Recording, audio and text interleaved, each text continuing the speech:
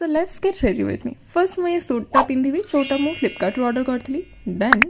आम जा मेकअप आड़ को फर्स्ट मुझे अप्लाई करी गोटे मॉइस्चराइजर देन सनस्क्रीन राति हो कि दिन हो सनस्क्रीन यूज करवा कथा तो भल से ब्लेंड कर सारे मो फेसटा किसी एमती टाइप देखा तापर मुझे अप्लाई करी प्राइमर बेस मेकअप करने पूर्व प्राइमर यूज करने कथा सो दैट आमर मेकअप टी लंग लास्टिंग हो देन मुझे यूज करी गोटे लाइक बेसिकली गोटे कंसीलर पैलेट जो थी कलर करेक्टर एंड ऑल सब अच्छी मोर एक्चुअली बहुत सारा डार्क सर्कल्स अच्छी तो मुझे ऑरेंज कलर करेक्टर से हाइड करे मोर फाउंडेशन एंड ल्यूमी क्रीम को मिक्स करके मो फेस रे डायरेक्टली अप्लाई करी देन मुझे कंसीलर आड़ को तो से जो पैलेटा थी ता भर मो मो शेडटा बाछिकी ही ये अप्लाई करुँची तापर आसला मो आई मेकअप टाइम यहाँ हूँ गोटे स्विस ब्यूटी पैलेट एंड मुझे रिसेंटली ही परचेस करछि तो फर्स्ट आप देखिए गोटे लाइट कलर मुझे स्टार्ट करुँची देन टिके डार्क कलर